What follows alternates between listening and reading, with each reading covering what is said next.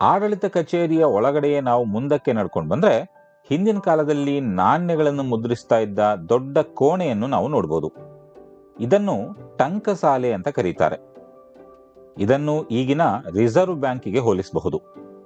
ಇಲ್ಲಿ ಮುದ್ರಿಸಿದ ನಾಣ್ಯಗಳನ್ನೆಲ್ಲ ಇಲ್ಲೇ ಪಕ್ಕದಲ್ಲಿರುವ ಸಣ್ಣ ದೇವಸ್ಥಾನದಲ್ಲಿ ರಹಸ್ಯವಾಗಿ ಇಡ್ತಾ ಇದ್ರಂತೆ. ನೋಡಿ, ನಾವೀಗ ಏನ್ ನೋಡ್ತಾ ಇದ್ದೀವಲ್ಲ, ಅದು ಹೊರಗಿನಿಂದ ಒಂದು ಸಣ್ಣ ದೇವಸ್ಥಾನದ ಹಾಗೆ ಕಾಣುತ್ತೆ. ಆದರೆ ಇದರ ಒಳಗೆ ಒಂದು ರಹಸ್ಯ ನೆಲಮಾಳಿಗೆ ಇದೆ. ಈ ದೇವಸ್ಥಾನದ ದೇವರ ವಿಗ್ರಹದ ಕೆಳಗೆ 40 ಅಡಿಯಷ್ಟು ದೊಡ್ಡ ಗುಂಡಿಯನ್ನು ಕೊರೆದು ಅದರಲ್ಲಿ ನಾಣ್ಯಗಳನ್ನು ಶೇಖರಣೆ ಮಾಡ್ತಾ ಇದ್ರಂತೆ. ಹೀಗ್ಯಾಕೆ ರಹಸ್ಯವಾಗಿ ಇಡ್ತಾ ಇದ್ರು ಅಂದ್ರೆ, ಶತ್ರುಗಳೇನಾದ್ರೂ ಕೋಟೆಯನ್ನು ವಶಪಡಿಸ್ಕೊಂಡ್ರೆ ಈ ಜಾಗ ಅವರಿಗೆ ಒಂದು ಸಣ್ಣ ದೇವಸ್ಥಾನವಾಗಿ ಅಷ್ಟೇ ಕಾಣ್ತಾ ಇತ್ತು. ಹಾಗಾಗಿ ಇವರ ದುಡ್ಡೆಲ್ಲ ಸುರಕ್ಷಿತವಾಗಿ ಇರ್ತಾ ಇತ್ತು ಅಂತ ಹೀಗೆ ಮಾಡ್ತಾ ಇದ್ರು.